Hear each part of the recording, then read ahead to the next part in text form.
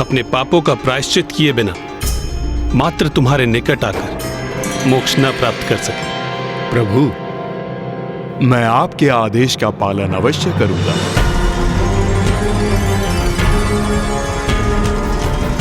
तुम्हारे इस त्याग से मैं अत्यंत प्रसन्न हूं। मांगो गयासुर, वरदान मांगो। मैं तो आपका भक्त हूं प्रभु, और आपके भक्त को किसी भी स्थिति में मात्र जन कल्याण ही सूझता है। इसीलिए आप मुझे ये वरदान दीजिए कि आप मेरे हृदय में सदैव जब तक सृष्टि रहेगी श्री विग्रह रूप में स्थित रहेंगे प्रभु। और इस क्षेत्र में जो भी अपने पूर्वजों का पिंड दान करेगा उसे सद्गति की प्राप्ति होगी प्रभु।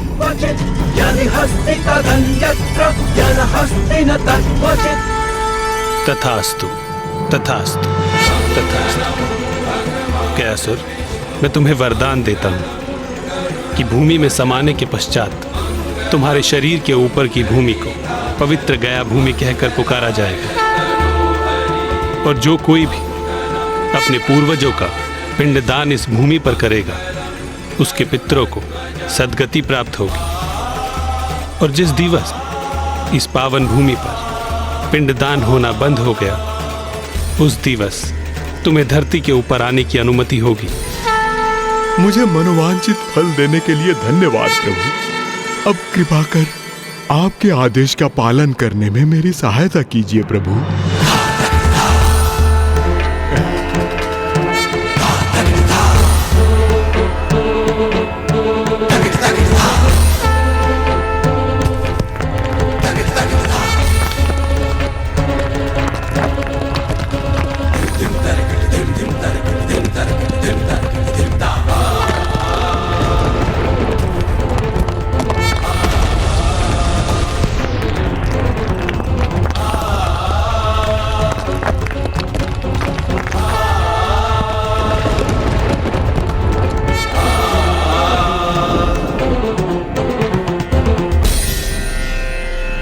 पुत्रों, ज्ञानरी के पिशाच और सुबोध को गया ले जाओ। वहां सुबोध से उसके पिता का पिंडदान करवाओ और उसे पिशाच योनि से मुक्त कराकर ज्ञानरी को दिए अपने वचन को निभाओ। उचित है माता। हमारा मार्गदर्शन करने के लिए आपका धन्यवाद माता। ऋषिवर की अवस्था तो और भी गंभीर होती जा रही है। पानी माँ, ऋषि जगेश्वर तो अत्यंत रुग्ण अवस्था में प्रतीत हो रहे हैं। हाँ पुत्र, ऋषिवर की स्थिति तो बिगड़ती ही जा रही। यदि वो अन्न और जल से वंचित रहे तो शीघ्र ही उनका अंत हो जाएगा, और अब उनके जीवन की मात्र 30 श्वासों की अवधि शेष। महादेव, महादेव। माँ, यदि हम पिताश्री के काशी आगमन का उपाय नहीं कर सके तो हम सब ब्रह्म हत्या के दोष के भागी बनेंगे।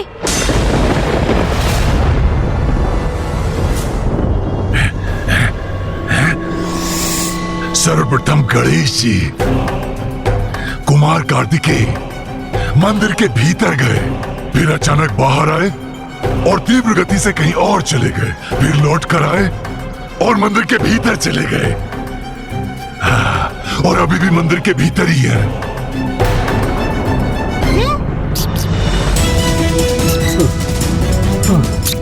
महादेव, वो देखिए, प्रभु आ गए।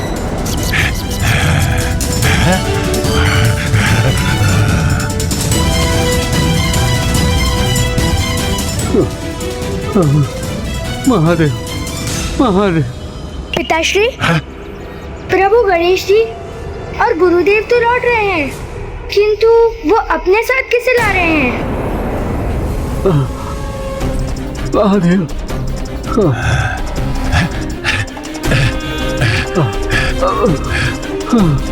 महादेव, महादेव। ओम नमः शिवाय, ओम नमः शिवाय, ओम नमः शिवाय, ओम नमः शिवाय, ओम नमः शिवाय। ओम नमः शिवाय। धीरज रखिए ऋषिवर, आपको कुछ नहीं होगा। ओम नमः शिवाय। ऋषि हैं, ओम माता के मंदिर से आ रहे हैं। अवश्य माता ने उन्हें मेरी सहायता के लिए भेजा होगा। ओम नमः शिवाय। प्रभु गणेश जी, गुरुदेव, ओम नमः शिवाय। ये ऋषि मुझे अस्वस्थ प्रतीत हो रहे हैं। मैं इनके लिए अभी जल लेकर आता हूँ। नहीं वत्स सुबोध, तुम रुको। ज्ञानारी जी, ऋषि जगेश्वी अभी अत्यंत गंभीर अवस्था में है और वो तब तक अन्न और जल ग्रहण नहीं करेंगे जब तक उन्हें पिताश्री के साक्षात दर्शन नहीं हो जाते। इसमें आपको क्या कठिनाई है गणेश जी? आप तो स्वयं महादेव पुत्र हैं। आप उनका आह्वान करेंगे तो अवश्य प्रकट होंगे। नहीं ज्ञानारी, पिताश्री का यहाँ काशी में प्रवेश करना संभव नहीं। हमें कैलाश जाकर किसी उपाय से पिताश्री को ऋषि जैगेश्वर के लिए यहाँ आने के लिए सहमत करना होगा, क्योंकि ऋषिवर के जीवन की रक्षा का बस यही एकमात्र उपाय है। तो फिर मेरी मुक्ति का क्या होगा? माँ ने स्पष्ट किया है, तुम्हारी मुक्ति के लिए हमें गया जाना होगा। आपने इतने समय बड़े धैर्य का परिचय दिया है ज्ञानारी जी, किंतु थोड़ी और प्रतीक्षा कीजिए, हम आपको गया अवश्य ले जाएंगे। किंतु उसके पूर्व हमें ऋषिवर की अवस्था को सुधारने का उपाय करना होगा। समझ गया, सब समझ गया मैं। पहले मुझे कहा गया काशी चलो, फिर कहा गया गंगा में स्नान करो, फिर पिशाच मोचन तीर्थ करो, फिर माता के मंदिर चलो, और फिर अब गया चलो। यहाँ चलो, वहाँ चलो, ये करो, वो करो, और अब आप दोनों ने इस ऋषि की अवस्था का दायित्व उठा लिया। इनके प्राण जाने को है तो महादेव के दर्शन होना चाहिए, तो इनके प्राणों की रक्षा होगी। मैं तो पूर्व से ही मृत हूँ, और एक मृत पिशाच की समस्या इस जीवित ऋषि के कष्ट से कम महत्वपूर्ण है। मेरी समस्या से ऊपर मैं किसी की समस्या को स्वीकार नहीं करूंगा। ये ऋषि तो स्वयं अपने प्राण त्यागने को आतुर है, ये उनका आर्ट है, तो क्यों ना मैं ही उनकी सहायता कर दूं। मैं ही उनके प्राण ले लेता हूं। जब इनके प्राण ही शेष नहीं रहेंगे तो इनकी समस्या का स्वतः ही अंत हो जाएगा। अब इनकी आत्मा और मुझे दोनों को गया ले जाइएगा, और वहां हम दोनों का विधिवत श्राद्ध और पिंडदान करवा दीजिएगा। हम दोनों ही मुक्त हो जाएंगे।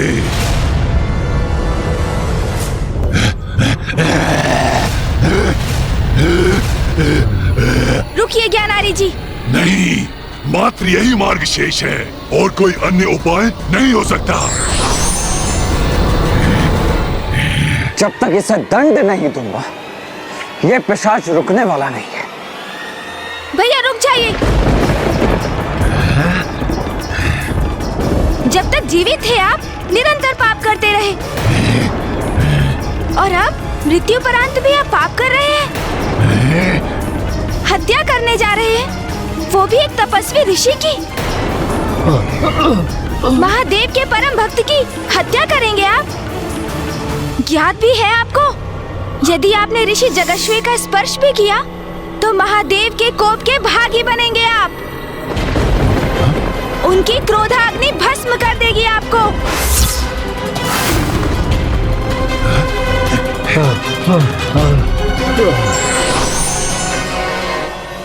ये निराशा के प्रभाव में मैं क्रोध के आवेग में बह गया। किंतु मुझे जो चाहिए उसके लिए मुझे कितनी और प्रतीक्षा करनी होगी? ज्ञानारी जी, आपको अपने लक्ष्य की प्राप्ति में विलंब हो रहा है।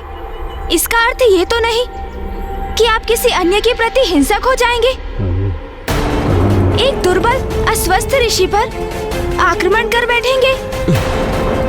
गणेश जी, कुमार कार्तिकेय, मैं कुशल हूँ, मैं अशक्त अवश्य हूँ, किंतु मेरी पीड़ा इस पिशाच की पीड़ा की तुलना में कुछ भी नहीं।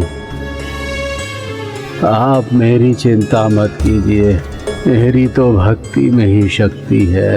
मेरा विश्वास है कि महादेव और माँ जगत जननी मेरा कुछ अनिष्ट नहीं होने देंगी।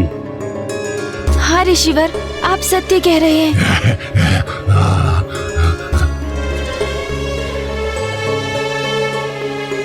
मूषक जी, प्रभु, आप यहीं रुकिए, ऋषिवर के निकट। कैसी आपकी आज्ञा प्रभु? हमें सर्वप्रथम अपना वचन निभाने गया जाना होगा।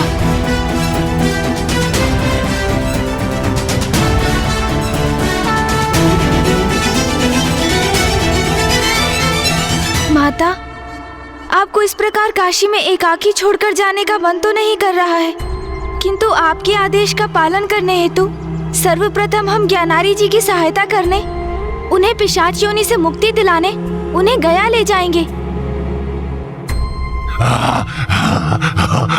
हम ज्ञानारी जी को शीघ्र मुक्ति दिलाने का प्रयास करेंगे, जिससे शीघ्र यहाँ आकर आपको एवं पिताश्री को मिलाने का प्रयास कर सके। माँ, मैं भी बड़ी अधीरता से उसी दिवस की प्रतीक्षा कर रही हूँ पुत्र, जब स्वामी के अंश से पुनः मेरा संयोग होगा।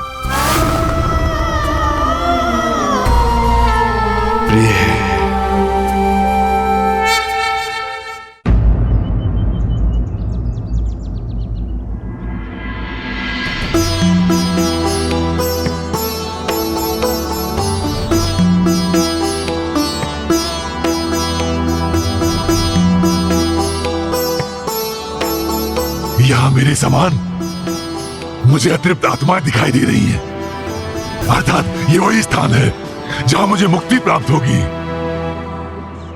माता का सुझाव सर्वथा उचित था। हाँ।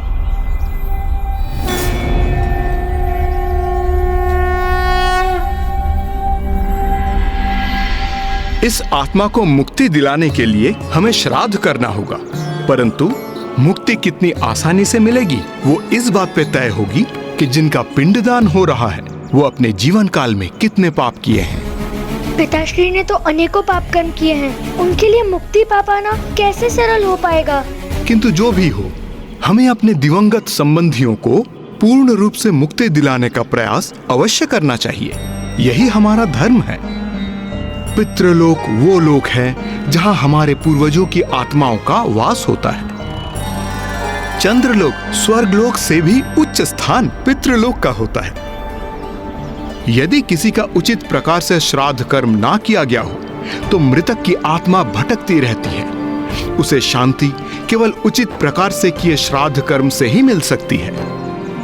अर्थात क्या यहाँ मेरे पिता का श्राद्ध कर देने से उनकी आत्मा को सद्गति प्राप्त होगी? निस्संदेह। किंतु ब्राह्मण देवता, ये श्राद्ध कर्म होता क्या है? इस श्राद्ध का फल तुम्हारे पूर्वजों को मिलेगा। इसी से उन्हें शीघ्र मुक्ति पाने में सहायता मिलती है। इसमें 3 विधियां होती हैं: जलदान, पिंडदान और ब्राह्मण भोजन। जलदान के द्वारा उस आत्मा को जल प्रदान होता है, पिंडदान के द्वारा तृप्ति होती है और ब्राह्मण भोजन के द्वारा शेष पूर्ति होती है। अब हम पिंडदान से आरंभ करेंगे। किंतु ब्राह्मण देवता, ये पिंड क्या होता है? गणेश जी, मैं आपकी ये जिज्ञासा अवश्य शांत करूंगा। किसी भी गोलाकार वस्तु को पिंड कहते हैं। जथा पिंडे तथा ब्रह्मांडे, ये पूरा ब्रह्मांड ही पंच तत्वों जल, अग्नि, तेज, वायु और पवन से बना हुआ है। उन्हीं 5 तत्वों से अपना शरीर भी बना हुआ है। इसलिए पिंड ब्रह्मांड का प्रतीक है और ब्रह्मांड पिंड का।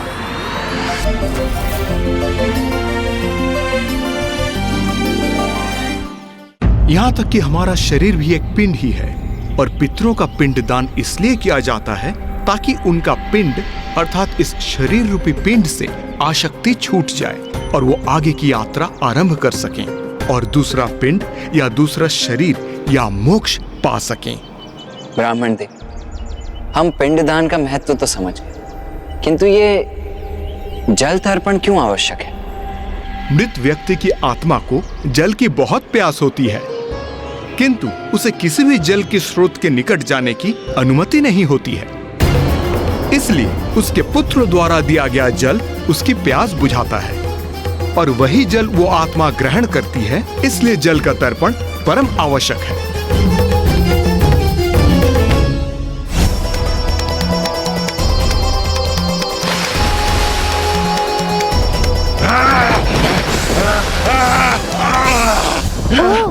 तो इसलिए माता गंगा ने ज्ञानारी जी के पिशाच को अपने जल में प्रवेश करने की अनुमति नहीं दी। अब आप सभी को समझ आया कैसी यंत्रणा सह रहा हूं मैं। इसीलिए तो आपसे बार बार कह रहा हूं, मुझे इस पिशाच योनि के कष्ट से मुक्त कराओ, मुक्त। और पितरों और देवताओं का प्रतिनिधित्व करने वाले 2 ब्राह्मणों को भोजन कराना इसीलिए आवश्यक है क्योंकि देवताओं को महाभोग प्रस्तुत किए बिना तो कोई भी पूजा संपन्न नहीं होती। और ये तो श्राद्ध है और उच्च लोक में स्थित पितृ देवताओं के समान ही होते हैं और इसीलिए पितरों को प्रसन्न करने हेतु उन्हें भोजन प्रदान करना तो अति आवश्यक है। मैं उचित कह रहा हूं ना ब्राह्मण देव? आपने सर्वथा उचित कहा कुमार कार्तिकेय जी। ब्राह्मण देवता, कृपया करके हमें ये भी बताइए कि किसी भी मृत व्यक्ति का पिंडदान कब आरंभ करना चाहिए? मनुष्य की मृत्यु के उपरांत प्रथम दिन से ही पिंडदान प्रारंभ करना चाहिए। किंतु यदि किन्हीं विशेष परिस्थितियों के कारण अथवा अज्ञानतावश कोई अपने निकट संबंधियों का पिंडदान करने में असमर्थ रहा हो, तो जैसा कि ज्ञानारी के साथ हुआ, तो इस भूल को सुधारने का क्या उपाय है? यदि मरणोपरांत किसी का पिंडदान ना हो तो ये अत्यंत दुर्भाग्यपूर्ण है। तब मृत जीव की आत्मा किसी न किसी रूप में आकर अपने संबंधियों को अवश्य सताती है। ब्राह्मण देवता, आप सर्वथा उचित कह रहे हैं। हमारे साथ भी यही हुआ है।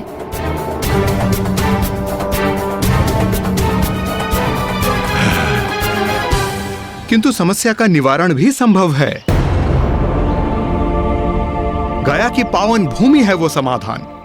जिस आत्मा का पिंडदान मृत्यु के समय नहीं हो सका, उस आत्मा का पिंडदान इस गया में संभव हो सकता है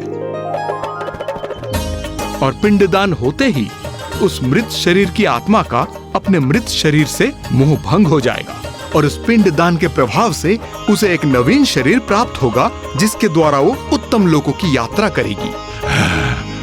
नवीन शरीर अर्थात ब्राह्मण देवता?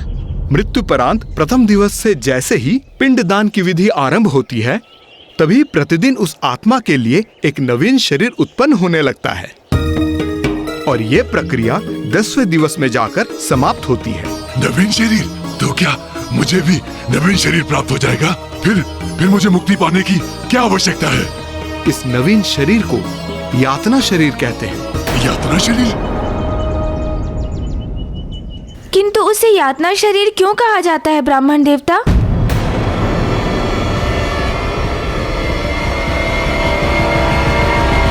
इसके लिए तो आत्मा को बार बार प्रयास करते रहना होगा।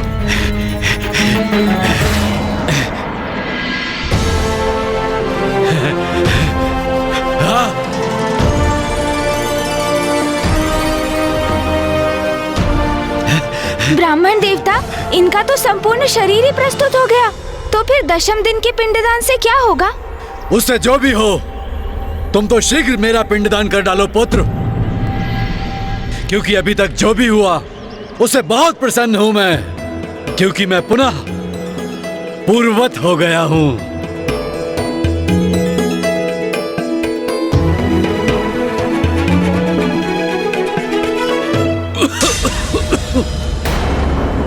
दसम दिवस के पिंडदान से उस शरीर की पूर्णता, क्षुधा और प्यास की उत्पत्ति होती है। मैं भूखा हूँ। मैं प्यासा हूँ। मुझे भोजन चाहिए। मुझे जल दो। मेरा कंठ प्यास से झुलस रहा है। मृत व्यक्ति की आत्मा को जल की बहुत प्यास होती है। पिताश्री, चिंता की कोई बात नहीं वत्स सुबोध।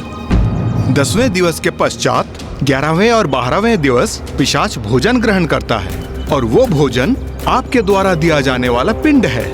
इसलिए आप पिंडदान कीजिए।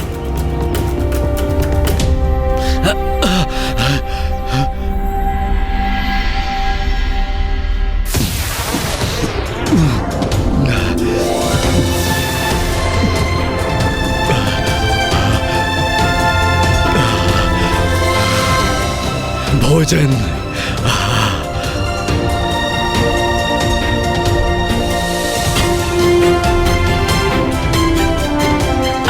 प्यास।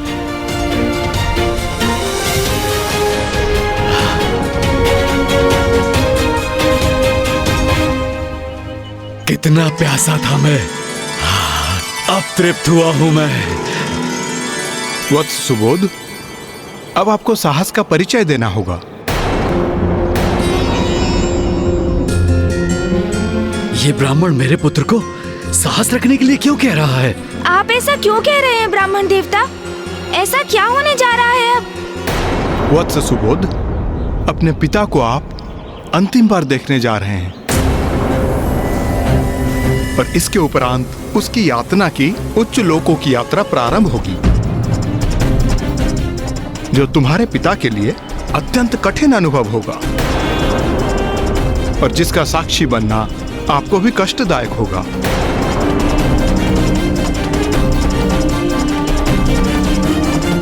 ब्राह्मण देवता, क्या इस यात्रा में मैं अपने प्रिय पिता की कोई सहायता कर सकता हूँ? हाँ वत्स, एक बार वो पृथ्वी की परिधि से बाहर निकल जाएं, तो यमलोक पहुंचने तक उनकी यात्रा का प्रत्येक दिवस हमारे लिए एक मास के समान होगा। इसीलिए प्रत्येक मास को आप उनका पिंडदान करोगे। यमलोक पहुंचने के उपरांत उनका एक दिवस हमारे लिए एक वर्ष के समान हो जाएगा। हाँ। इसीलिए प्रथम वर्ष के उपरांत एक वर्ष के बाद ही पिंडदान करना आवश्यक होता है। किंतु मेरे पिता की मृत्यु को 1 वर्ष तो बीत चुका है। तुम्हारे पिता की मृत्यु को 1 वर्ष पूर्ण होने के कारण हम उनके लिए मासिक पिंडदान अभी एक के बाद एक साथ ही संपन्न करेंगे। ये गया में ही संभव है वत्स, इसलिए अब 13वें पिंड का दान करेंगे। पिताश्री, मैं आपका पुत्र सुबोध संपूर्ण विधि विधान से आपका पिंड दान और श्राद्ध पूर्ण करूंगा, क्योंकि अब मैं आपको और कष्ट में नहीं देखना चाहता हूँ। इसीलिए अब जो भी परिणाम हो, आप विश्वास रखिए पिताश्री, मैं संपूर्ण विधियों को संपन्न कर आपकी मुक्ति की प्रार्थना करूंगा। 13वां पिंडदान प्रारंभ करें वत्स।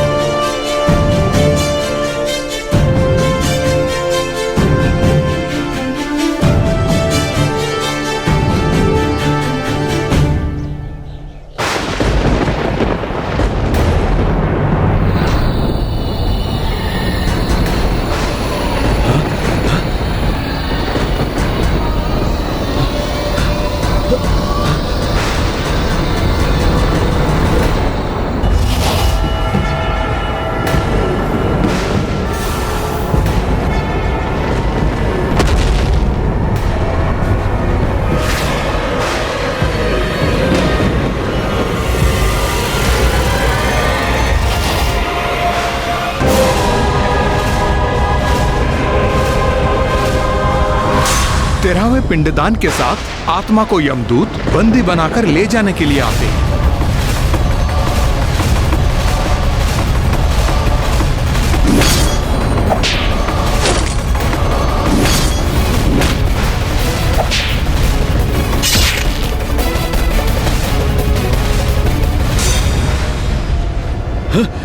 मुझे कहीं नहीं जाना। मैं पिशाच योनि में ही कुशल हूँ। चलना तो तुम्हें अवश्य होगा। अपने पापों का परिणाम भुगत कर पर्वती जीवन में प्रवेश करने। पाप? मैंने कोई पाप नहीं किया। आप किसी अन्य ज्ञानरी को लेने आए होंगे, भूलवश मुझे दंड देने आ गए। हाँ, मैं तो एक मात्र पिशाच हूँ। और वैसे भी इस पिशाच योनि में अनेकों यातनाएं सह चुका हूँ मैं, तो और क्यों भुगतूं मैं? हाँ, और क्यों सहूं? नहीं, हाँ, मुझे कहीं नहीं जाना। ये आपने क्या किया गणेश जी? मुझे ऐसी मुक्ति थोड़ी चाहिए। हाँ, मुझे नहीं चाहिए ये यातना शरीर। मैं पिशाच बनकर ही कुशल हूँ। आप कह दीजिए इन यमदूतों को मुझे छोड़ दे और चले जाएं यहाँ से। मैं आपके साथ कैलाश लौट चलूंगा, वहीं किसी वृक्ष की शाखाओं में लटका रहूंगा। कह दीजिए इन्हें। हाँ हाँ। ज्ञानारी जी, आप अनंत काल तक पिशाच नहीं रह सकते। आपके पुत्र सुबोध ने आपका पिंड दान किया है, जिससे आपको पिशाच योनि से मुक्ति प्राप्त हो। और अब आपको मृत्यु उपरांत आगे के मार्ग पर जाना ही होगा।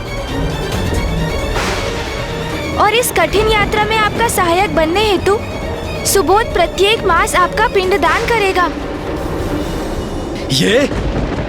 ये सब आपका ही षड्यंत्र है ना? आपको ज्ञात था ना इस यात्रा में मुझे कष्ट होगा। मेरे जीवन में भी आपने मुझे दंडित किया, उससे संतुष्ट नहीं हुए आप। मृत्यु के बाद भी मुझे दंडित करना चाहते हैं आप?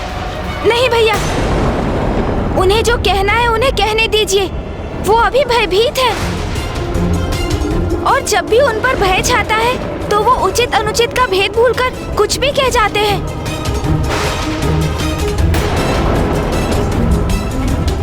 ज्ञानारी, मेरे अनुज गणेश ने मुझे शांत होने के लिए कहा है, किंतु फिर भी मैं ये बात अवश्य कहूंगा। तुम बड़े ही कृतज्ञ हो। पूर्व में तुम हमें ये कहकर सताते रहे कि तुम्हें मुक्ति प्राप्त नहीं हुई है, मुझे मुक्ति दिलवा। और अब जब हम तुम्हें मुक्ति दिलवाने के लिए तुम्हारा पिंड दान करवाने यहां लेकर आए, तो तुम कह रहे हो कि तुम्हें मुक्ति नहीं चाहिए और अपने कष्टों का दोष हम पर मढ़ रहे हो। अरे ऐसी कष्टप्रद मुक्ति किसे चाहिए? बंद करो ये अपना रोदन और विलाप। अब चलो यहाँ से। नहीं, मैं नहीं चलूंगा आपके साथ। नहीं, मैंने कोई पाप नहीं किया। मैं नहीं चलूंगा। हाँ। अच्छा, तुम ऐसे नहीं मानोगे।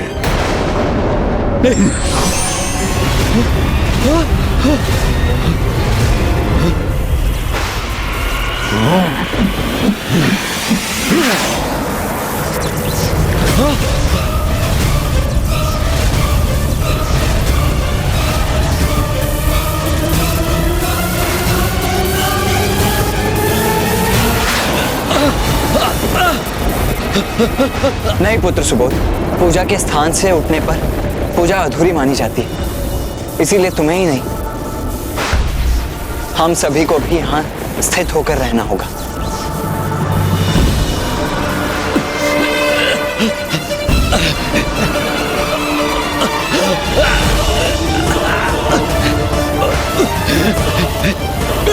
मुझे जाने दो मुझे। कोई पाप नहीं किया, कुछ नहीं किया मैंने कुछ नहीं किया। छोड़ो मुझे। असत्य कहना भी पाप होता है, और अब तुम वही पाप कर रहे हो।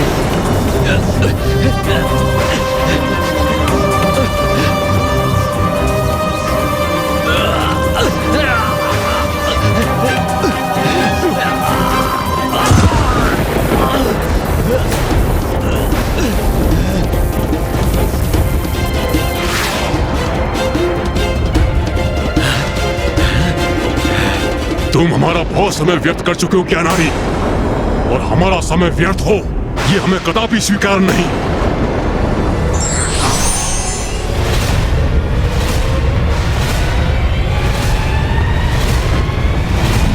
अरे ये क्या कर रहे हो तुम?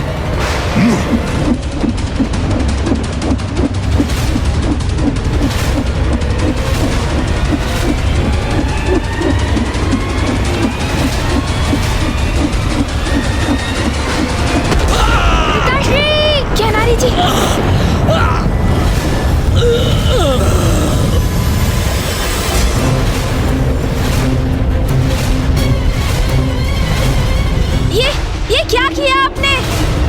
आपने ज्ञानारी जी के यातना शरीर को ही चीर दिया, उनका अंत कर दिया आपने। अब उन्हें मुक्ति कैसे प्राप्त होगी?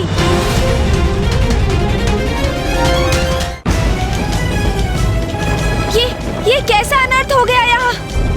हम ज्ञानारी जी के पिशाच को उनके पिशाच योनि से मुक्ति दिलाने लाए थे यहाँ।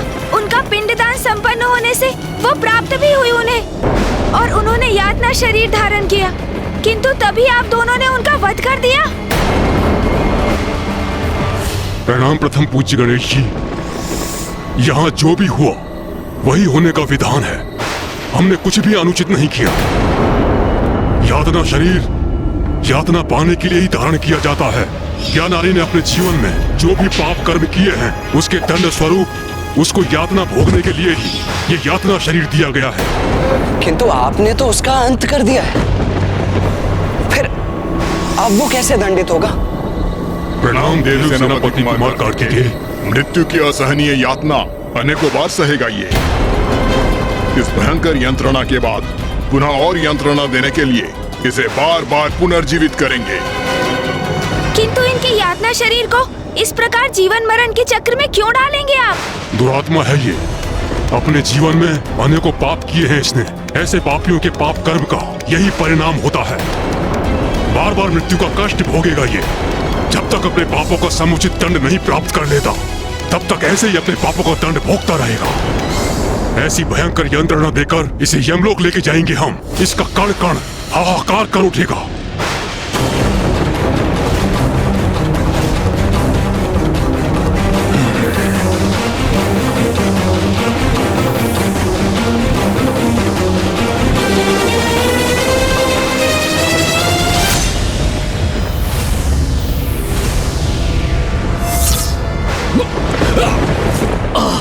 पिताश्री,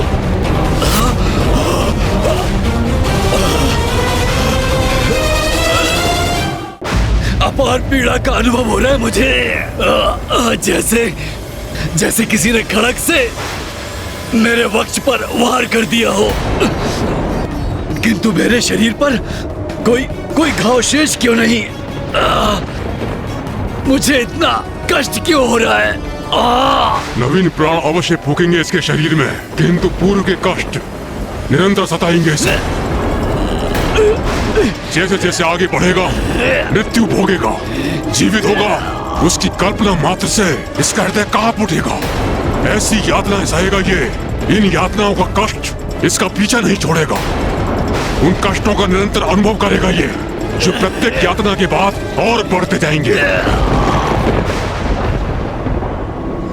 इसीलिए तो कहा जाता है कि दुराचारी हंसते हंसते पाप कर्म में लिप्त रहते हैं, अपने पाप कर्मों का विचार नहीं करते और वो ये मानने की भूल करते हैं कि ईश्वर की दृष्टि उन पर नहीं है। और जो ईश्वर के अस्तित्व को नकार जाने का दुस्साहस करते हैं, समय आने पर इतनी यातना उनको भोगनी पड़ती है कि वो रुदन करते करते थक जाते हैं। उनके अश्रु सूख जाते हैं, पर उनके कष्ट कम नहीं होते।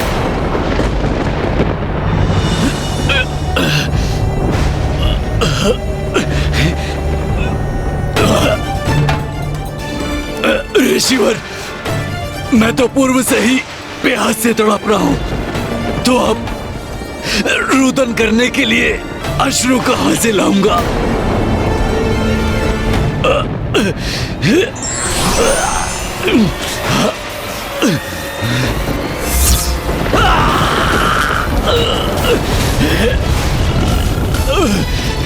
ज्ञानारी जी, अब तो आपके लिए यही एकमात्र मार्ग शेष है। इसलिए संघर्ष कर इस प्रक्रिया में बाधा उत्पन्न करने का प्रयास मत कीजिए। दुर्भाग्यवश जो पाप आपने किए हैं उनका परिणाम भुगतना तो आपके लिए अनिवार्य है ज्ञानारी जी। अब चलो हमारे साथ। जितना विश्राम प्राप्त होना था हो चुका। आगे का मार्ग अत्यंत ही कठोर है।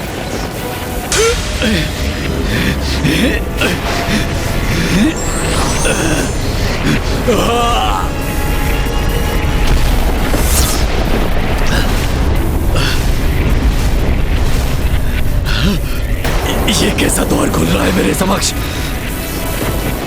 चलो आगे बढ़ो। नहीं, मैं इस भयंकर द्वार में प्रवेश नहीं करना चाहता।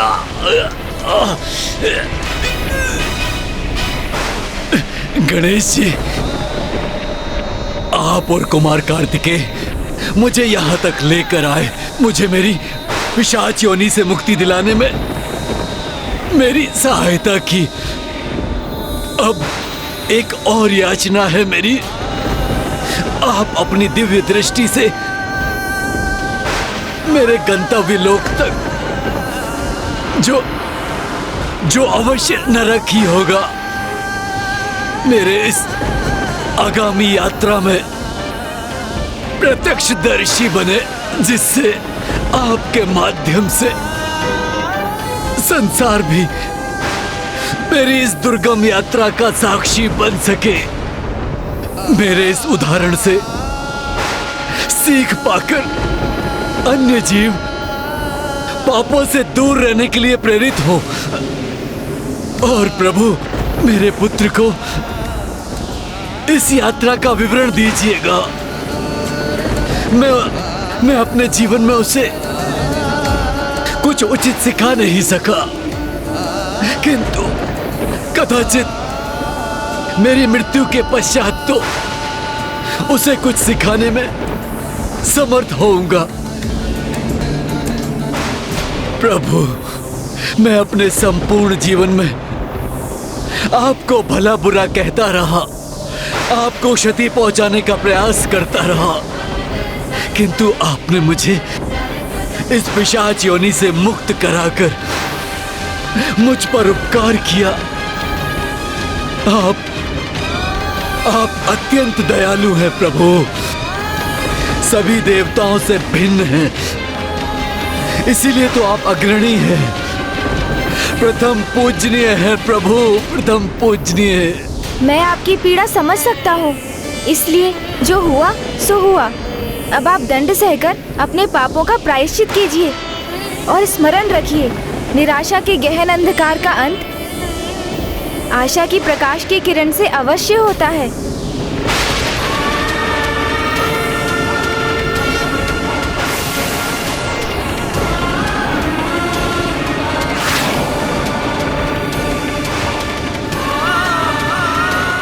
ज्ञानारी जी के जीवन की यात्रा तो समाप्त हो गई, किंतु अब तो यात्रा आरंभ हुई है। उसे पूर्ण कर यमलोक तक पहुंचना ज्ञानारी जी की आत्मा के लिए बहुत बड़ी चुनौती है।